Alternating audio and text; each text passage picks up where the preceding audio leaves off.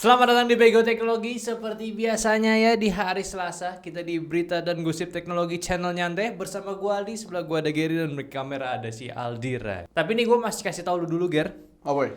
Kita mesti berkelas ya pembahasannya. Karena? Kita tidak mau ada permintaan untuk diundang HW dulu saat ini. Oh. Biarkan ya mereka mengundang kita saat ini. Oh iya. Biarkan mereka yang notice sendiri, kita spam ya. Jadi butuh bantuan kalian untuk like, komen semua konten kita biar mereka lihat di spam tuh berandanya isinya nyantai semua. Betul. Dan minggu ini kita bakalan fulling cover untuk si Snapdragon 8 Gen 2 ya. Iya. Karena beritanya cukup panjang juga dan cukup menarik juga buat kalian yang udah kaya, udah siapin duit buat beli handphone baru nantinya. Iya. Jadi banyak update-update yang ternyata tuh bikin wah gitu. Yes. Jadi ini tepatnya minggu kemarin di tanggal 15 November 2022. Betul. Seperti biasa Qualcomm ya menghadirkan chipset baru seri flagshipnya si Snapdragon ini untuk kalian semua, yaitu Snapdragon 8 Gen 2 yang ternyata memiliki performance up, cuman tetap efisiensi. Betul. Gila, Dan di peluncuran gitu. kali ini pun juga udah mulai ada beberapa smartphone yang akan menggandeng si Snapdragon 8 Gen 2 kali ini. Totalnya sih dimension ada 17 brand smartphone yang akan menggunakan si chipset. Salah banyak ini ada handphone yang mainstream yang biasa kalian lihat di sini ya. Yaitu pertama ada Vivo X90 yang benar-benar udah mau launching sebentar lagi dengan menggunakan Snapdragon 8 Gen 2. Selanjutnya ada Xiaomi 13 series ya. Terus ada Oppo Find X6 dan juga si Samsung S23 dan tentunya ya brand yang baru aja masuk ke Indonesia yaitu IQ. Dengan seri IQ 11 ya. Iya, dengan IQ 11 jangan lupakan percakapan kita di DM gitu. Jadi saat datang langsung tuh nomor udah dapat dong, nomor gua dong. Ini cuma kabar launchingnya nih IQ 10 udah kelewat nih. Jadi ini aduh nih udah ada 8 Gen 2 kenapa IQ 10 enggak keluar nih di Indonesia nih. Padahal kalau keluar kita jamin kita bisa goreng-goreng itu secara matang banget. Kapan? Betul, makanya gitu nih aduh cepetin dong launchingnya gitu. Jangan sampai di akhir tahun 2022 ini gitu, sayang sekali gitu ya.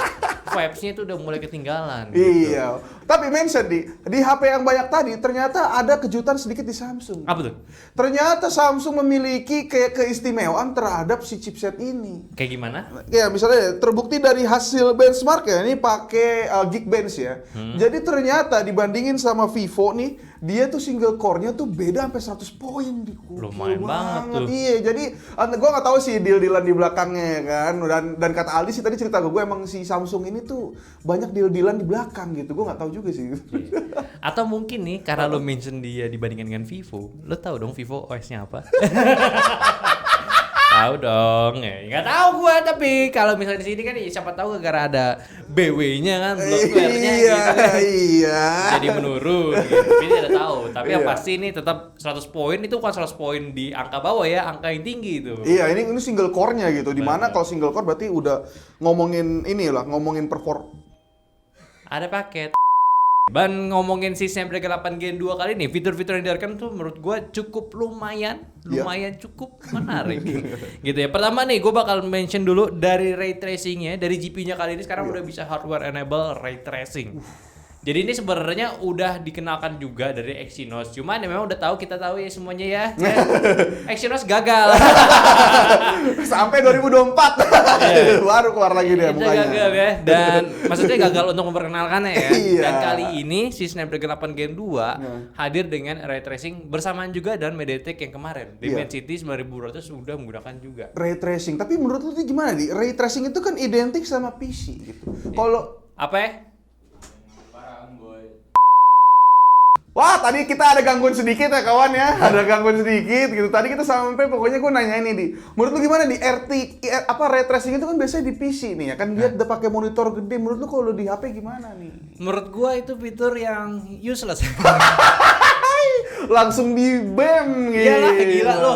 Menurut gua gini ya, daripada lu bagus-bagusin tuh ya bisa pakai pantulan cahaya atau api-apian ada bayangannya gitu ya.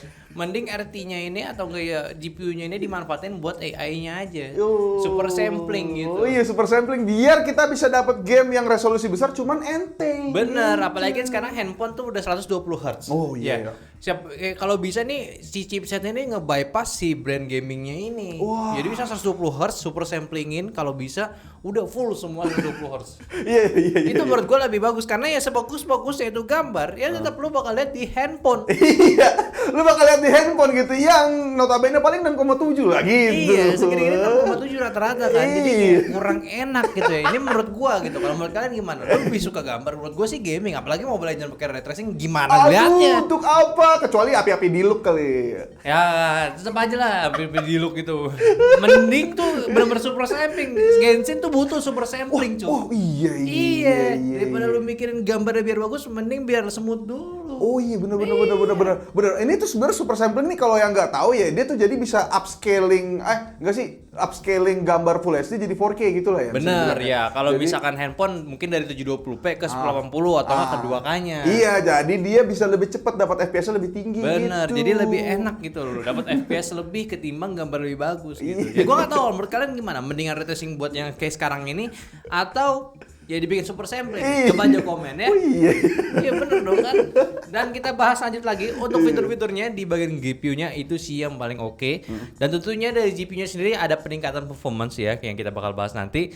Dan selanjutnya pun juga ada fitur kamera yang sebenarnya ini nggak kayak MediaTek, dia itu cuman ya tetap di 200 megapiksel maksimal resolusinya, tapi dia itu menambahkan fitur di post processing-nya yaitu sebutan kayak apalah pokoknya gue lupa, cognitive ESP kalau nggak salah tuh. Jadi ini ESP-nya ini bakalan bekerja lebih detail lagi untuk membedakan setiap objek di dalam gambarnya. Wah, berarti gak ada lagi tuh gambar-gambar yang salah-salah edit gitu ya. Ini ngomongin bokeh berarti ya? Betul, bisa di bokeh, bisa buat detailing, pokoknya semuanya itu bisa diperbagus dari si ESP-nya. Yo, dari ESP-nya yang bagus ini paling endingnya dibahas soal flare. Ya gitu. Benar. Iya kan? Benar. Nah, kita nggak usah bahas flare dulu. Sebenarnya untuk fitur ini, gua itu malah ngelihat kayak ini fitur apa gitu. Iya. Karena gue jujur aja nih, Android flagship kameranya itu udah bagus semua. Oh, betul. Ya. Betul. Dan lu kalau lihat lagi video promosinya itu yang dia ngebandingin video before dan after, nah before itu menurut gue itu bukan before standar flagship kamera loh. Serius sih kalau gue lihat. Jadi kayak ini apa ini gitu tuh. Jadi ini kayak penambahan fiturnya ini kayak ya udah gitu. Mungkin improvean dari yang generasi sebelumnya aja. Tapi oke lah. Tapi yang gue lebih suka lagi di sini sebenarnya tuh dia ada fitur Atlas Locking. Itu apa tuh? Gue nggak tahu tuh. Jadi kalau nggak salah Atlas Locking atau Atlas Stabilization nih. Jadi ini dia tuh ada fitur yang dari GoPro juga. Jadi fiturnya bukan dari GoPro ya, sama kayak GoPro. Jadi benar-benar stabilisasinya tuh stay di lurus ini. Jadi nggak kalau dibelok-belokin dia tuh nggak bakal guncang. Dan itu pun didemoin juga. Gue liat juga si Om Deddy di videonya ada buat ngetes itu. Ya jadinya sih ini oke juga nih buat meningkatkan stabilisasi. Oh iya. Tapi ini nggak se-ekstrim ini ya punyanya si Asus ya? Asus enggak, ini lebih ekstrim. Oh, lebih ekstrim? Malah bener kayak goncangan kayak gini tuh udah bener diem aja. Oh. Ini keren banget. Tapi gua nggak tahu kalau jadinya nanti di handphone gimana ya. Pasti kan kalau misalnya guncangan lagi, itu otomatis ya menghilangkan motion yang natural gitu ya, kayak gerakan-gerakan. Gua ngerinya nanti gambar itu malah jadi kayak artificial gitu. Oh, jadi terlalu kelihatan. Lu inilah kalau ngebayanginnya kayak lu lihat foto-foto AI tuh berasa tuh kayak terlalu dikereng, terlalu apa terlalu. Iya, atau enggak kayak misalkan kalau di editing Premiere ya warp stabilizer kan itu bisa ngestabilisin tapi nggak natural kan. Kadang ada nggak natural. Gua ngerinya kayak gitu. Kita butuh handphone yang udah bisa dipakainya nanti gitu ya. Iya. Cuma untuk saat ini sih keren fiturnya. Nah, kita lanjut lagi ke fitur selanjutnya. Ini sebentar. Oh ya, ini fitur yang menariknya lagi yang menurut gue sama-sama useless juga, yaitu di bagian konektivitas. Ini keren. Untuk si 5G-nya ini dia tuh udah menggunakan integrated 5G, yang mana ini gabungan juga antara mmWave ya dan juga si sub-6 bandwidth-nya. Jadi itu digabung biar lebih maksimal lagi jaringan 5G-nya.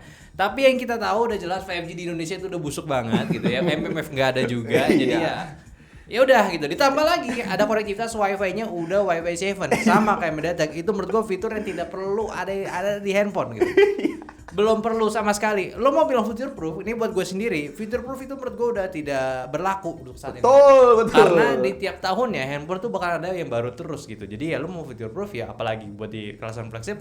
Gue yakin tahun depan pun lo bakalan ganti handphone. Menurut gue. Iya. Jadi ya mendingan ya udah biarkan dulu aja gitu. Di sini aja Wi-Fi 6 aja orang masih bingung gitu. Wi-Fi 6E aja kayak jarang-jarang deh. Gak ada, mahal banget routernya. Router bagus tapi internetnya jelek. Iya. Gitu. Ini jadi jelas ya teman-teman ya. Kadang-kadang lu kalau ngelihat update sebuah device itu tuh bukan untuk orang Indonesia aja. Benar. Karena mereka tuh lebih advance dari kita. Enggak. Gue juga nonton juga di MKBHD, dia tuh ya menyayangkan fitur ini. Oh. Ya cuman bilang ya it's just a future proof gitu kan. Cuman dipakai nggak bisa gitu hitungannya, ya nggak applicable buat saat ini gitu. Oh, jadi bule pun mikir hal yang sama ya? Iya gitu. Jadi ya apa? Iya, lagi-lagi sih ini yang gue sesalin sih dari brand-brand ini, keresahan gue pribadi ya. Ini ngomongin Android lah ya. Dia beberapa tuh ada fitur-fitur yang kayaknya cuman buat jualan doang. Gitu, kayak misalnya kita ngomongin lagi nih, balik lagi ke Reno 10 Pro kemarin tuh yang jualan nits itu kan. Iya. Itu menurut gue kayak lu ngapain sih? Benar. Kayak harus ada banget hal yang baru dan gede gitu angkanya. Padahal ya ampun. Benar. Cuman gue tetap apresiasi juga Ya. untuk si Snapdragon 8 Gen 2 ini bisa berhasil meningkatkan efisiensi performance-nya dan juga meningkatkan performanya sekaligus. Iya, gila banget lu. Itu nggak ada yang bisa ngelakuin. Misalnya kayak ngomongin PCI kan jarang-jarang kan. Ya benar. Jadi nih kalau si Snapdragon ini, si CPU-nya itu ya, bukan SoC-nya, CPU-nya itu bisa meningkat performa hingga 35%. Ini meningkat dan tentunya efisiensinya itu udah lebih bagus 40% dari generasi sebelumnya. 40% bro, 40% bro, enteng bro. Ini menarik banget dan juga ya tentunya di CPU-nya ini ada beberapa konfigurasi yang berubah, tentu kayak dari susunan CPU-nya. Iya, susunan. Jadi 1224, Iya, 134 lagi. Iya. Kalian bisa cek juga di Reels kita Iya, segini bentar. bahas ya. Maksudnya itu apa, dan tentunya di GPU-nya sekarang udah support AV1. Oh, ya itu ya. Ini menarik banget buat kalian juga, pastinya perlahan bakalan paham apa itu AV1. Jadi ini codec masa depan juga yang bakal dipakai. Google aja sekarang udah pakai di YouTube-nya. Dan ini pun juga pastinya bakalan mempermudah buat kalian para content creator nantinya untuk di mobile phone. Oh iya. Harusnya ya, gue sih Editing ya. lebih yakin di situ. Ini menarik nih, fitur-fitur kayak gini penting gitu, nggak kayak tadi gitu. Terus juga GPU sendiri performanya naik hingga 20% lebih cepat dan tentunya efisiensinya meningkat hingga 45%. Iya, di Adreno 760 masalahnya deh. Yes, dan dari sini pun kita udah bisa ambil asumsi baru, si Snapdragon 8 Gen 2 ini ada dua kemungkinan. Dia cepet tapi nggak panas, atau ya udah sekedar cepet tapi irit baterai. Oh iya. Menurut gua ya. Menurut gue sih dia itu kayaknya sudah mulai main di efisiensi karena melihat Pixel 7 tuh keren banget nih. Benar. Itu menurut gua. Jadi kapan lagi nih, misalnya oke lah kita jual-jualan Antutu gitu kan. Seperti biasa yang gue bilang tadi, brand itu kan jualan Antutu. Tapi kan ada banyak hal, bahkan kayak kita pasti minimal lu pernah denger ya. Ada beberapa brand tuh yang katanya didesain buat dapetin Antutu tinggi. Tapi pas di tangan udah kencang sih kencang, cuman baterainya boros iya. gitu. Jadi kita ngomongin soal keseluruhan, jangka panjang seperti itu. Sudah mulai terbuka lah mata-mata orang-orang ini gitu. Gue suka banget jadinya. Dan untuk beberapa pengetesan ya, sebenarnya ini kita nggak bisa ambil mentah juga ya. Udah ada mulai beberapa pengetesan Antutunya juga. Yang mana skornya ini menurut gua agak variatif. Ada yang bilang Snapdragon 8 Gen 2 ini tinggi di atas 1,2, ada yang menunjukkan di bawahnya juga. Iya, kayak Nano Review tuh kasihnya tuh 1,1 gitu. Iya, 1,1, dan itu pun kalah sama MediaTek Helio 920. Helio Dimensity 920. Iya, kalah deh. Jadi 9200, sorry. Iya, jadi ini kayak untuk skor-skoran ini sebenarnya belum kita bisa ambil mentah-mentah. Kita tunggu aja handphone yang ready pertama kali. Iya. Yang pastinya nggak bakal mampir ke kita juga, ya pasti ke Jagat Review ataupun Diarcom gitu ya. Ya, jadi pasti bakal muncul untuk pengetesannya. Kita lihat sebut gimana. nama lu. Ini nggak apa-apa, kita kan nggak menjengkelkan. Iya Malah sih. kita jadi panutan gitu. Iya, panutan kita. Suhu-suhu gitu kan. Para suhu HP cepat datang. Iya, gitu. Itu yang kita mesti tunggu, karena pastinya performance raw-nya itu bakalan berbeda dengan generasi sebelumnya. Iya. Dan kalau ngomongin dibandingkan dengan 9200, sebenarnya ini ya menarik ya. Ini keduanya ini sama-sama udah menggunakan arsitektur SoC di 4 nanometer. Oh iya, betul. Udah sama-sama kecil banget, lebih efisien juga, tapi untuk pengetesannya lu bisa dilihat di sini ya, DGR ya, tulisan lu. Dia tuh ya si 9200 performance-nya itu lebih tinggi. Lebih tinggi. 10%. Tapi turun efisiensi 25%-an gitu. Nah, iya. dibanding sama Snapdragon yang naiknya 35%. Ini ngomong CPU ya, lebih efisien 40% gitu. Jadi, tapi ini bukan semerta-merta artinya Snapdragon menang. Nggak begitu cara mainnya gitu, karena ada banyak hal yang bisa diperhatiin gitu. Kalau misalnya kita lihat ya, misalnya kayak arsitekturnya gitu kan, itu beda. Lu kalau tar tunggu kontennya ada 1, 2 plus 2 plus 3 gitu. Kalau si MediaTek masih yang lama kan, 1, 3 plus 4 itu ada bedanya ntar tuh kayak gitu. Jadi kita spill dikit aja. Jadi si Snapdragon ini menggunakan 4 susunan SoC lah dalamnya gitu ya, chipsnya gitu. Pertama yang besarnya si Cortex X3, terus ada Cortex A715 2 biji, terus ada 2 biji lagi A710, dan yang terakhir efisiensinya itu A510. Wah, ya itu. Sedangkan kalau yang MediaTek si Dimensity 9200, dia itu pertama pakai Cortex X3, dan keduanya itu menggunakan 3 biji Cortex A715, dan yang terakhir 4 biji A510. Itu pun ada maksudnya kenapa mereka menggunakan ini dan kenapa mereka yang satunya lagi menggunakan itu. Iya gitu. Kalau kita nggak ngomongin 4, si Snapdragon pakai 4 performance core apa lebih cincang?